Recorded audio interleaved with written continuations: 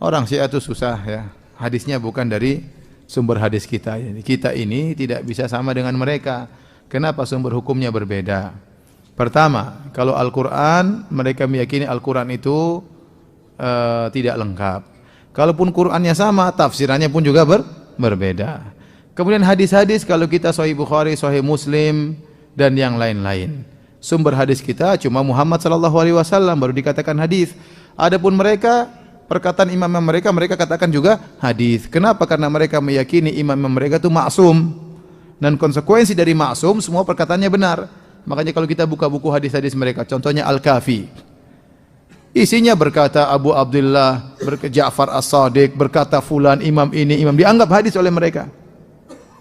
Kalau kita buka Biharul Anwar, 100 jilid lebih, isinya sama. Ada hadis Nabi, ada hadis-hadis imam.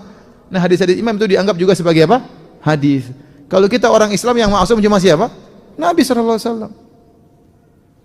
Kullun yu'khadhu min qawli wa yurad ila sahib hadzal qabr. Semua orang boleh diambil perkataannya, boleh ditolak kecuali Muhammad SAW. Dia saja yang maksum. Nah, orang Syiah bikin maksum-maksum yang lain. Sebenarnya mereka ingin bilang ada nabi lain, tapi enggak enak didengar. Maka mereka bilang ada orang maksum-maksum yang lain, itu 12 imam mereka yang fungsinya sama seperti nabi.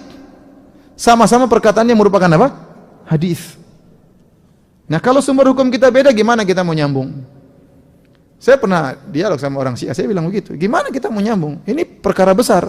Sumber hukum saya Al-Quran sama hadis Nabi, sabda Rasulullah.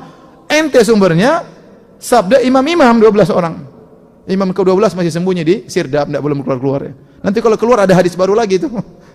Makanya gimana mau nyambung? Nah, kita bawakan hadis-hadis tentang Aisyah begini-begini, mereka punya hadis lagi. Aisyah di neraka, terlaknat dan macam-macam. Lalu gimana mau nyambung? Jadi tidak usah dialog sama mereka ya. Percuma karena sumber hukumnya apa? Berbeda. Tapi mereka sungguh tidak logis, tidak masuk akal. Tidak masuk akal. Ya gimana kemudian Nabi istrinya dikatakan berzina seperti Aisyah radhiyallahu anha? Apakah Allah tega membiarkan nabinya seperti itu istrinya sampai meninggal, sampai ridho, sampai pingin dirawat di rumah Aisyah? Enggak masuk akal kalau Aisyah pezina kemudian Nabi sampai seperti itu. Ya. Berarti Nabi gagal mendidik apa? Istrinya. Suami kayak apa Nabi SAW kalau ternyata istrinya pezina? Suami kayak apa Rasulullah SAW?